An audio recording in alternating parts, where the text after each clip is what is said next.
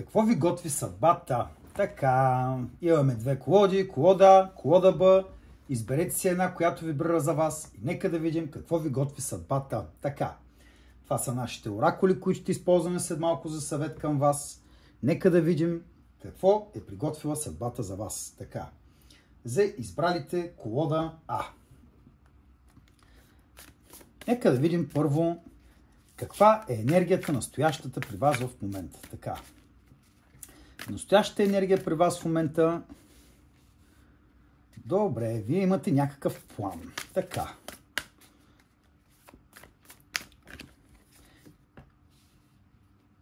Някой се опитва да започне нещо от начало, но е доста трудно. Доста трудно начало виждаме тук. Така. Само момент. Така. Нека да видим обаче какво следва. Каква е настоящата енергия при вас? Така.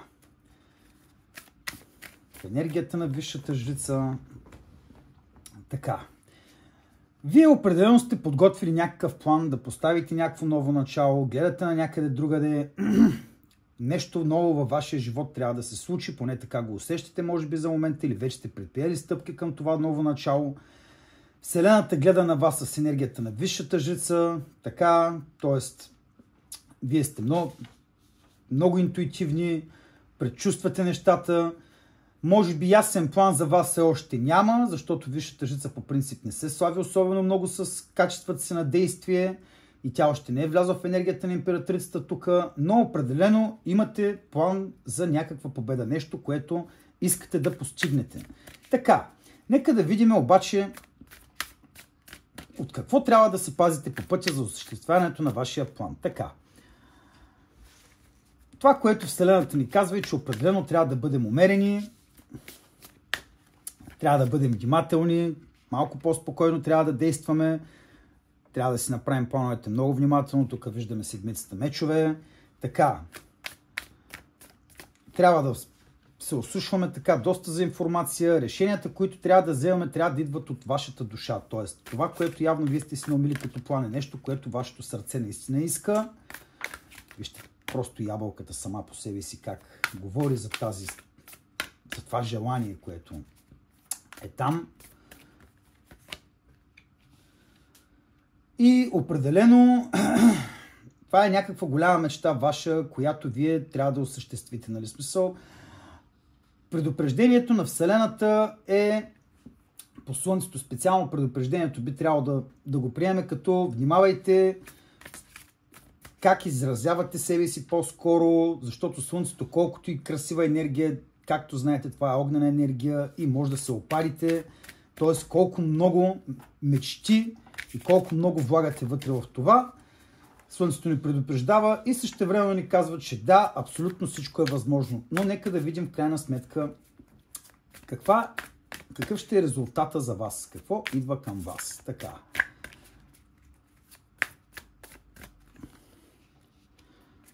Това, което виждаме в началото, е една голяма и тотална трансформация. Все пак, както видяхме, енергията на глупака, говорим за абсолютно ново начинание, така че трансформация по кулата ще има със сигурност. Също така това, което виждаме, е, че по всяка вероятност началото, старта ще бъде много тежък, много грешки ще има по пътя. Една крачка напред, две крачки назад, както знаете, Луната влиза под зодия Рак. Така че говорим за заблуди, може би не сте преценили внимателно, може би за това Слънцето идва тук, за да ни каже да търсим по-внимателно това, което всъщност Луната крие. Тоест, вие трябва да информирате себе си добре преди да влезете в стъпки, защото определено може да изпаднете в много дълбока заблуда и тази кула, която идва тук, определено ни предупреждава, че нещата ще бъдат не точно такива, каквито очакваме, но пък за сметка на това колесницата ни дава шанс за една доста бърза, доста благоприятна енергия, която сама по себе си ни да... Тук имаме още скорост, значи тук нещата ще се развиват доста бързо. Това, което ни казва Вселената, е доста бързи енергии, по-справедливост. Крайна сметка, това, което можем да направим и това, което може да очакваме в близко бъдеще, предполагам, ако някой от вас води някакви дела или нещо от този сорт, ще бъде един позитивен изход, макар добре, нека да не кажем позитивен, можем да кажем, че ще бъде справедлив. Но това, което идва към нас като предупреждение е, трябва да внимаваме и да информираме себе си много добре. Трябва да си изясним много ясно нещата, защото риска от това да срещнем провал по пътя е много голям. Така че можем да приемем посланието на Вселената като едно сериозно предупреждение, че да, вероятният изход от цялата ситуация за вас, която сте предприели, ще бъде много позитивен, но реално погледнато може да бъде такъв единствено и само ако информираме себе си добре. В горната версия картите изглеждат много по-добре от реално това, което се случва тук, защото тази трансформация определено може да ни вкара в много дълбоки заблуди, може да подведе егото на някъде, където не трябва, да загубим пътя и този изход тук, макар и справедлив, може да не е най-благоприятният за нас. Така че по-добре се вслушайте в съвета горе и много внимателно търсете яснота в цялата ситуация за вас. Независимо дали говорим за любов, дали говорим за работа, дали говорим за предстоящ проект, който сте си наумили, със сигурност ви имате някаква идея и това, което сте си наумили като цяло, може би не е най-честният начин, по който да постигнете целите си. Така че още от самата седмица, мечове, това, което виждаме е, че начинът, по който захождате към тази прекрасна нова идея, не е много правилен. Така че наистина Слънцето е това, което пада като акцент на цялата подредба, а именно да намерим яснота и да действаме по правилния начин. Тоест, вие трябва да греете, защото с тия измами тук в луната, които се случват, тази тотална разруха, която идва по кулата тук определено, е нещо, което не желаем да се случва за нас. Нека да видим обаче какво ще ни кажат оракулите и Таро в тази ситуация. Нека да видим какво ще ни кажат оракулите и Таро в тази ситуация. Така. Съвета на първия оракул в тази ситуация за нас е така. Така, here and now. Интересно. Този съвет го видяхме в една предходна подредба. Така, очевидно, общата енергия на канала ни по този оракул минава в тук и сега. Така. Purity. О, това според мен е достатъчно ясно послание само по себе си. И нека да видим лунния оракул, какво казва също така. Оп, тя сама си излезе. Така, добре. Оракулите ясно и точно казват, че това, което трябва да направим всъщност точно тук и точно сега, нали, в момента, решението, пред което сме поставени, трябва да бъде решение честно. Тоест, това, което трябва да направите, да действате честно и открито. Не трябва да мислите за измами, не трябва да мислите за хитрини, не хитруйте по пътя и трябва да вярвате в успеха си, ако искате наистина да реализирате вашия план. Но, пак казвам, чест, позитивна и честна енергия. Това е единственият начин, по който този план, Слънцето преди малко също ни го каза, може да бъде осъществен. Нека да видим какво е посланието и на Таро.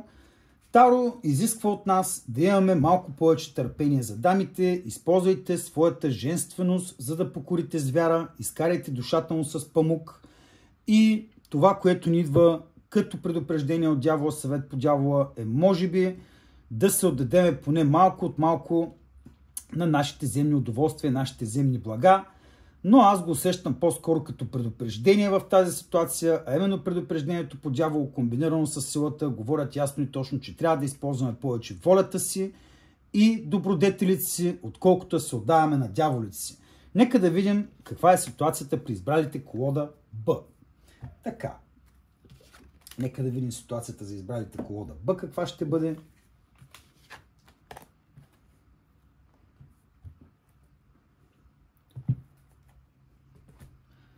Така, нека да видим каква е настоящата енергия при вас. Настоящата енергия за избралите колода Б в първа карта излиза свят. Така. Всички много добре знаем какво представлява света като карта. Десятка чаши. Някой се е прибрал в семейството. Тук цари една много семейна атмосфера. Така. И висшата жрица отново. Така. Тук отново виждаме една висша жрица, отново някой от вас, веща дами, е в някакъв... Така, можем да кажем, че вие се намирате в момента в семейна обстановка, може би сте се върнали обратно в къщи от дълго пътуване по свят, може и да сте приключили някакъв тежък цикъл за вас, но настоящата обстановка при вас в момента е чисто семейна. Така, нека да видим обаче на къде отива тази енергия в такъв случай. Щом говорим за семейна обстановка и тук няма планове за предприемане, можем чисто и просто да проверим какво идва към вас в момента. Какво се задава към вас. Така, това, което се задава към вас, първото нещо, което виждаме е Хиерофанта. Може би някой от вас ще учи духовни науки, може би някой от вас се е захванала с нещо духовно. Да, определено виждаме по Хиерофанта да се слага едно ново начало, така че смело мога да кажа, че някоя от вас е решила да се занимава с нещо духовно. Добре, браво, може би искате да учите някаква материя, която е свързана, примерно на 23 септември започваме курс по Таро с първите или два вебинара, така че който иска може да се запише. Пишете на Facebook страницата ни Rising Taro, така, Rising Star Taro, извинявам се. Така, във Facebook Rising Star Taro в описанието на видеото има, ако някой от вас е решил, че иска да учи карти, може да дойде при нас. Определено някой израства духовно, значи тук някой си е поставил за цел да израства духовно, това, което виждаме енергията на отшелника, и това е решението на неговото сърце. Страхотно, някой от вас наистина търси духовно израстване, някой от вас наистина иска да учи. Точно така. И това е определено едно ново начало за вас. Вие сте обърнали гръб на нещо и сте се обърнали към това. Какво обаче предупреждението на Вселената към вас? Така, нека да видим какво трябва да направите, за да постигнете това. Така, по това, което виждаме, справедливост, рицар жезли, крал пентакли и тройка чаши. Добре, със сигурност в тази ситуация негатив няма. Даже имаме една прекрасна девятка пентакли, която гледа тук. Добре, вие сте на вашия нов духовен път, който сте поели. Вие израствате над нещо, може би по някакъв начин, щом сте се върнали в семейна обстановка, или може би обстановката, в която се намирате, е благоприятна за вас да израснете по някакъв начин духовно. Това, което ви казват картите, е определено да вложите страст в цялото начинание. По справедливост обаче идва едно предупреждение, което ни казва, че трябва да разучим нещата много добре.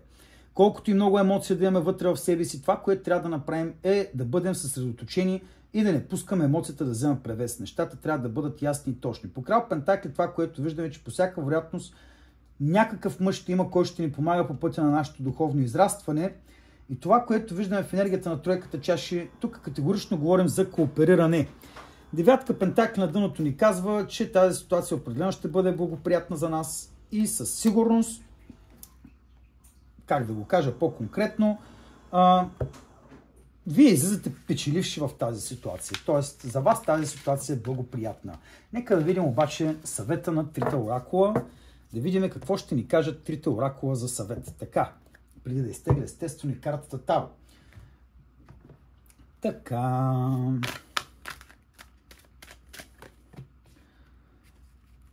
Така, трябва да бъде казвана само истината. Добре. Отново правдата трябва да бъде над всичко. Така. Правдата е нещо прекрасно. Така. Някой от вас изживява наистина един прекрасен път на енергия. Така, нека да видим и лунния оракул, какво ще ни се посъветва в тази ситуация. Добре. Така. Нека да видим и съвета на Таро, преди да ги прочетем заедно. Прекрасно. Това е просто прекрасна енергия.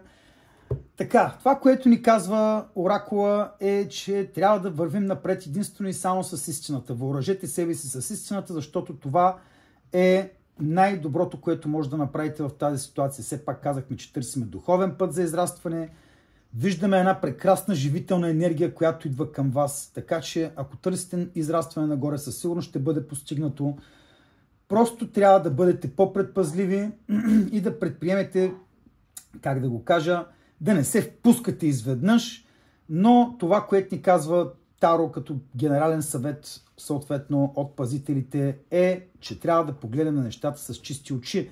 Тоест, ние трябва да изчистим душата си, душата трябва да бъде чиста по пътя на това ново начало, което ни дава глупака. И това, което също така виждаме на дъното, е осмица пентакли, която ясно и точно ни казва, че ще има много работа, но тази работа ще бъде ползотворна за нас. Така че каквото и да е начинанието, което сте захванали в момента, било то духовно израстване, било то нещо свързано с проект или работа, със сигурност съдбата е на ваша страна, така че действайте. Благодаря на всички за вниманието. Ще се видим отново с нашото следващото видео. Ако имате желанието да разгледаме някакъв ваш проблем или просто искате да видите конкретно четене на конкретна тема, напишете го долу в коментарите. Абонирайте се за канала ни и ни последвайте също така в TikTok и Facebook. Благодаря на всички и до нови срещи!